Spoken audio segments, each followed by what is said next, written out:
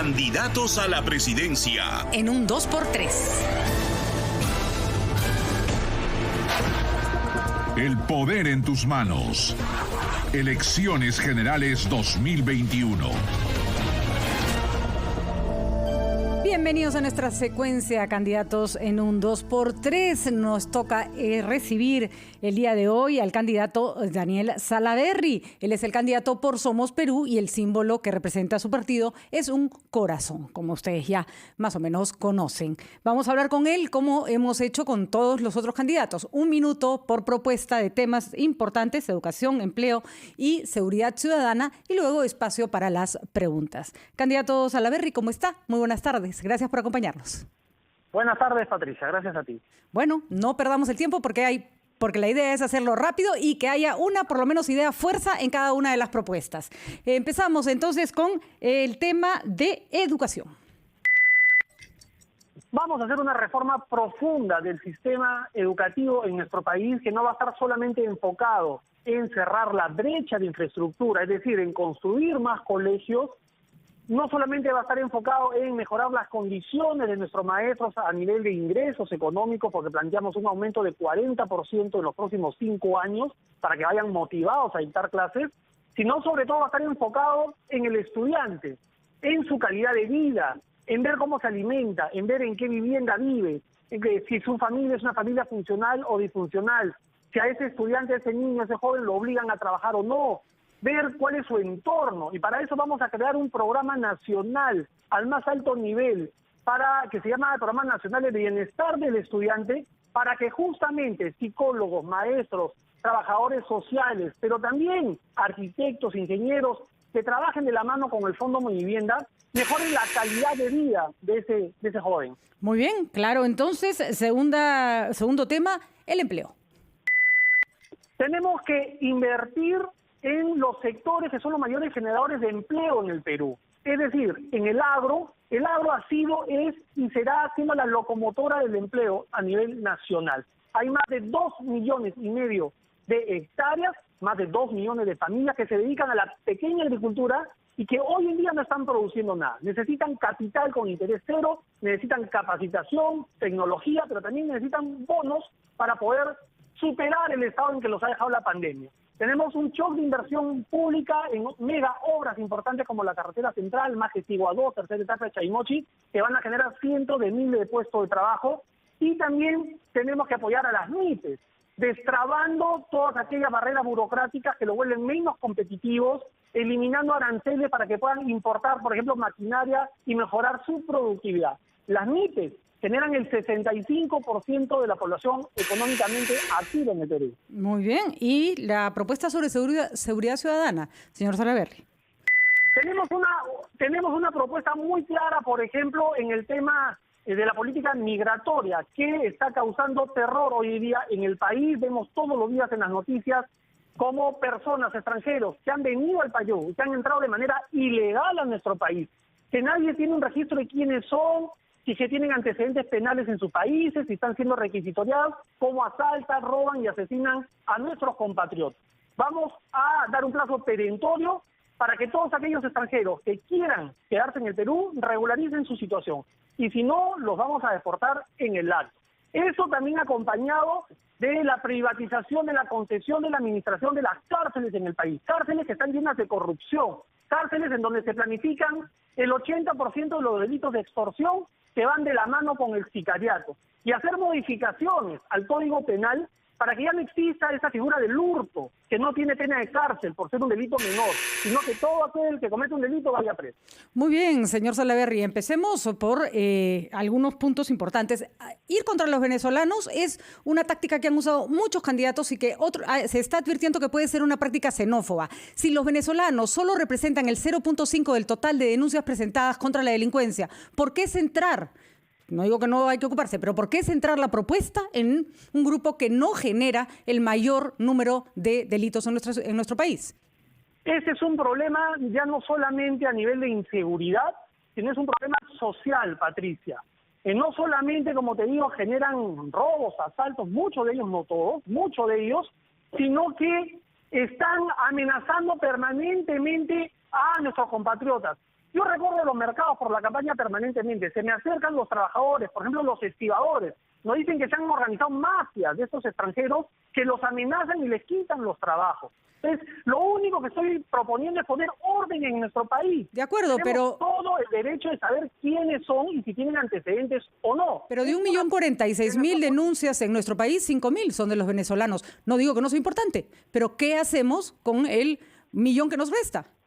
Por supuesto ¿Por qué la que propuesta sí, no se pero centra ahí? es el punto de partida. Vamos a poner orden, vamos a convocar a las Fuerzas Armadas para que nos ayuden en este control, vamos a declarar en estado de emergencia la seguridad ciudadana en el país, vamos a concesionar la administración de las cárceles y vamos también a trabajar con la inteligencia de la Policía Nacional para identificar a los delincuentes, extranjeros o no, y obviamente ponerlos a disposición del Ministerio Público. O sea, Pero peruanos un Ministerio también. Público Los peruanos no también lo van a ser fiscalizados por los Delincuentes. militares. Eso entendemos. Delincuentes.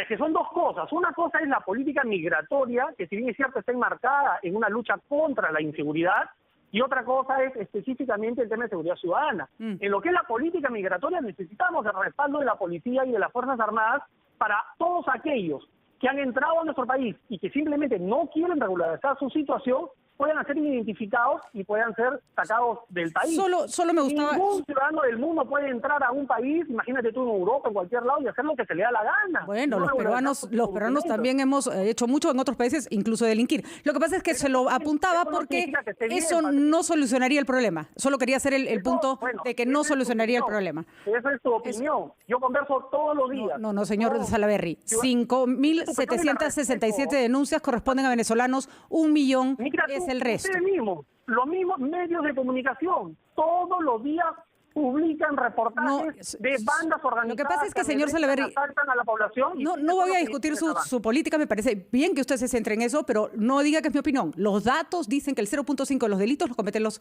venezolanos. Pero Nada más. son Si se va a delitos centrar en de gran ellos, impacto. es su decisión. Tú conversas con los especialistas y ¿qué es lo que te van a decir? Esos delitos son delitos de gran impacto. Cero pu- Cuando degollan, cuando le cortan la cabeza, como ha ocurrido en San Pedro de Llop, en La Libertad, a De una acuerdo. persona que trabajaba en un 5.000. mercado, cuando asesinan o descuartizan, son delitos de gran impacto que generan una percepción de inseguridad en la población. Totalmente de Entonces, acuerdo, no, pero son no, 5.000 versus 1.000.000. el número No importa, de delitos, pasemos a no- otro punto porque me parece importante. Ya dejó planteada su propuesta. Es la ciudadanía la que la tiene que decidir si le satisface o no. Está bien, no la vamos a cuestionar. Lo segundo, usted nos dice aumento de 40% a los profesores en el lapso de 5 años. ¿Cuánto va a significar eso en el aumento del presupuesto nacional? Recordemos que en este momento tenemos un presupuesto de 183.000 millones de soles y no va a haber la misma cantidad de ingresos en los próximos años, debido obviamente a la pandemia. Bueno, nosotros estamos apuntando a una reactivación económica, impulsando 200 megaobras que están detalladas, una por una en nuestro plan de gobierno, y no son obras que recién se nos ocurren. Muchas de ellas ya tienen, bueno, prácticamente todas, tienen financiamiento, son vía concesión, vía APPs, que están simplemente paralizadas por falta de decisión política. ¿Qué garantiza? La carretera central. Pero para terminar la idea. Sí, por favor. La carretera central, por ejemplo, es una inversión de 11.000 millones de soles que se va a hacer gobierno a gobierno, y hay 5 países postores y están simplemente en junio por definir qué país es el que gana. De acuerdo. Todas estas obras van a tener una gran inversión, van a generar también ingresos, puestos de trabajo y empleo, que a su vez revierte en impuestos. La gente va a tener que pagar sus impuestos. Un punto del PBI, si tú me preguntas, en nuestro plan de gobierno pensamos aumentar del 6%, que es lo que aprobó el Congreso, a 7% en los próximos 5 años. Ese punto del PBI va orientado a la mejora de las condiciones de los maestros. Perfecto. ¿Qué garantiza que esas obras que ustedes han listado no sean objeto de corrupción, ya que, y repito, esto es presunto, su candidato al Congreso en ese momento está siendo evaluado para ver si se va a una prisión preventiva de 18 meses, justamente por presuntos actos de corrupción en obras? Son obras que están dentro del Plan Nacional de Competitividad, obras como la tercera etapa de Charimochi, que están paralizadas, la presa de Palo Redondo, y que se necesita una decisión política. No responde a mi pregunta, señor Salaverry. Estoy respondiendo, pero lo que pasa es que, permíteme ponerla en contexto. Vaya. Son obras que necesitan decisión política del mes para ver si se resuelve o no el contrato y si se le entrega a otra empresa para que las continúe. ¿Qué garantiza? Bueno, si el pueblo así lo decide, Dios quiere, yo voy a ser el presidente y yo te puedo garantizar que en mi gobierno, no te voy a decir que ningún funcionario de los 10.000 van a estar tentados en el tema de corrupción. Habría que, puede ser mago, pero sí se va a sancionar drásticamente cualquier indicio de este tipo. Finalmente, si el señor Vizcarra llega al Congreso de la República, que es más probable que usted llegue a la presidencia, según los datos actuales, esto por supuesto puede evolucionar, existe la posibilidad muy alta de que el señor Vizcarra tenga que dejar su cargo en el Congreso de la República para enfrentar los procesos judiciales, debido a los juicios que se le están haciendo en el Congreso y además a la labor del Poder Judicial. Entonces solo lo lleva de jalada para jalar el tren, porque claramente no se va a quedar mucho tiempo en el Congreso. Eso es lo que parece en este momento. La gente recién está enfocándose en el proceso electoral en este último mes. Hay cerca del 50% de personas que ni siquiera han decidido su voto, y de los que han mostrado algún tipo de interés en algún candidato ni siquiera es un interés firme. Es decir, recién están escuchando a los candidatos cuáles son sus propuestas. Yo confío en que ese 8% que hoy en día esas mismas encuestadoras le dan a Somos Perú también sean parte de la votación que vamos a tener como lista presidencial, porque recorro y salgo a las calles todos los días y recibo, por ejemplo, el respaldo a nuestras políticas migratorias como la que te acabo de explicar. ¿Recibe el respaldo usted o el candidato Vizcarra? Acepta. ¿Los aplausos son para usted o para el candidato Vizcarra?